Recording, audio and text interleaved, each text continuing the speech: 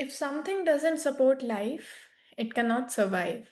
And yet, every single day, millions of children go to schools that were designed more than 200 years ago, not for life, not for creativity, not for fulfillment, but for conformity. The truth is hard to hear, but our education system is failing. And it's not just about grades or exams, it's failing us as human beings. Hi, I'm Devina Rao, founder of Devaatsalya, India's first alternative education community for conscious families.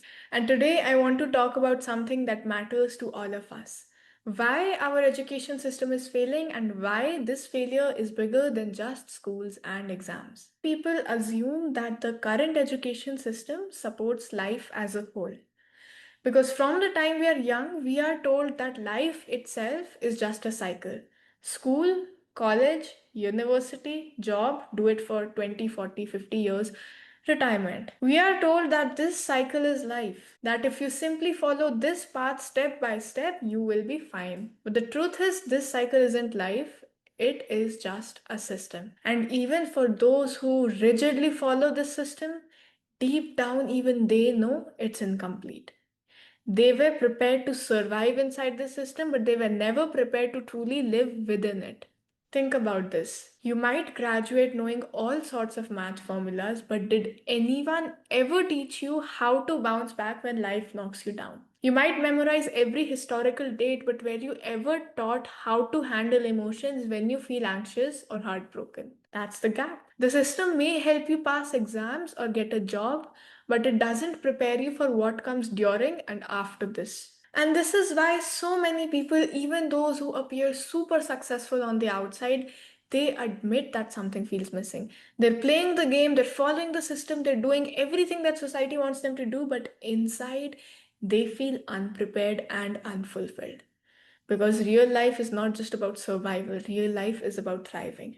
And we've put this system on such a high pedestal as if it is the ultimate way to live. But in reality, it's only one way. And without the skills to handle emotions, relationships, failures, growth, this system feels hollow. That's why I say the education system does not support life, it supports a cycle.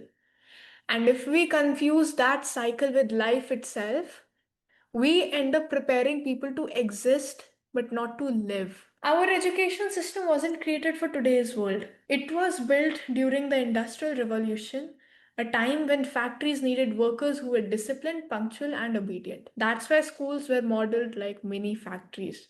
Rows of desks, bells ringing at fixed intervals, strict uniforms, standardized exams. Because the goal, it was not to raise thinkers or creators, it was to produce workers who could follow instructions without question. And here's the problem, we are still using that exact model today, even though the world has changed completely. That's like trying to navigate a modern city using a 200-year-old horse map.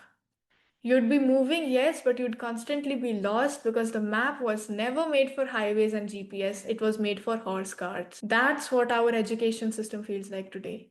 It's an outdated map in a completely new world. Think back to your childhood. What mattered more, your curiosity or your marks? For most of us, marks were everything. A child who loves painting or a child who loves to do creative projects, they're told to focus on maths and science or you'll never succeed. And slowly their creativity is silenced. And here's the point, it's not about whether that child should pursue art as a career or not. The problem is deeper. Sometimes the creative things we do, painting, music, storytelling, they aren't just hobbies. That's what keeps our brain in balance. We've got two sides of the brain, the left side, which is logical, analytical, and focused on rules, and the right side, which is creative, emotional, and intuitive. And with the current education system, we are forced to operate almost entirely from the left brain. Memorize, analyze, repeat. But the right brain, the part that gives us joy, expression, emotional regulation, it is left behind. When that side is ignored, children don't just lose creativity, they lose emotional balance. That's why even students who excel academically, they often struggle with stress or self-confidence. And here's a logical fact. The World Economic Forum says 65% of today's students they will end up working in jobs that don't even exist yet. Jobs that will need creativity, adaptability, problem solving. Yet we are still telling kids your worth is in your grades. Because see, intelligence it has already been artificially created. But emotions and your intuition that grounds yourself in your human nature, that can't be artificially created. It's like planting a garden with only one type of seed, let's say only wheat, and expecting that soil to stay fertile forever. At first, it looks productive, but over the time, that land becomes barren because it was never balanced. And that's exactly what we're doing with our young minds, overloading one side and starving the other. If grades don't prepare us for life, what does life actually demand? Life demands emotional intelligence, financial literacy, the ability to communicate, adapt, and lead, not just everyone around us, but for ourselves.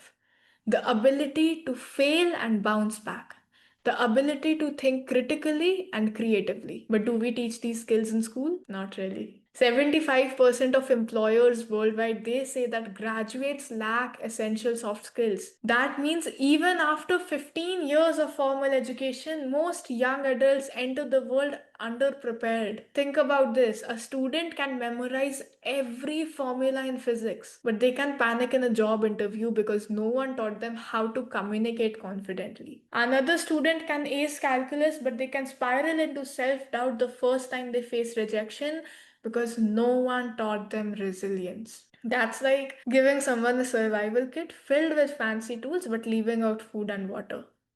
The kit looks impressive, but it doesn't help them survive the real journey. And that's what happens when schools ignore real life skills. We graduate with certificates, but without the ability to navigate life. And then comes the cost of all this: pressure, stress, burnout. The World Health Organization reports that 1 in 7 adolescents they suffer from mental disorder. In India alone, over 13,000 students died by suicide in 2021. That's one student every 40 minutes. Can we pause and think about that? Because behind every statistic, there is a young person who felt they had no way out. Picture this: a teenager sits at their desk, it's midnight, books are open, their eyes are red, and their heart is pounding. They're terrified of failing an exam. Not because they don't understand the subject or they don't want to study, but because they don't want to disappoint their parents, they don't want to disappoint society, they don't want to disappoint their teachers and everyone else who was looking up to them to perform. That's not education. That's emotional trauma disguised as success. That's like we're trying to grow flowers by drowning them in water. And this kind of pressure does not create brilliance, it's actively destroying it. And what's worse, the very system that causes this pressure, it also blames the students for not coping. But how can they cope when they were never taught emotional awareness, stress management, or resilience in the first place? And finally, adaptability. The world is changing at lightning speed. Technology doubles every 2 years. Artificial intelligence can write essays, analyze data, and even create music. Entire industries rise and fall within a decade. But in classrooms, students are still memorizing outdated facts from textbooks just to pass exams. By the time a syllabus is updated, the job market has already shifted. It's like training pilots to fly paper planes when the world has already moved on to rockets.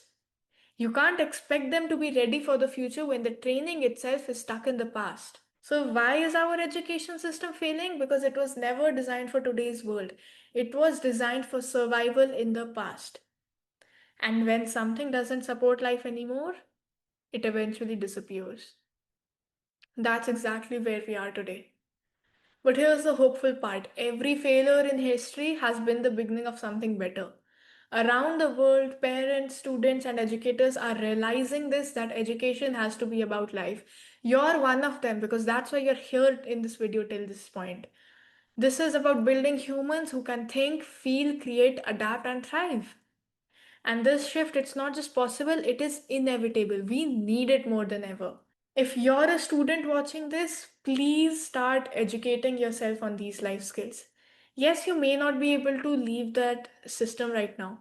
However, you can begin building the skills that will last a lifetime. Focus on emotional strength, learn about it. It doesn't just mean that you're sitting down, it means you're actually bothering to learn about what it means. Focus on communication, creativity, adaptability, and resilience. These are skills that will help you not just for the next exam, but even when you are 80 years old. And this is why I'm here, so I can simplify these concepts for you, break them down, and make them easy for you to understand and apply. And if you're a parent watching this, please start bringing this kind of teaching to your children.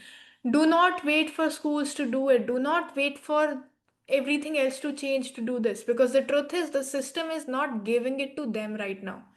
It's up to us as families and communities to fill that gap.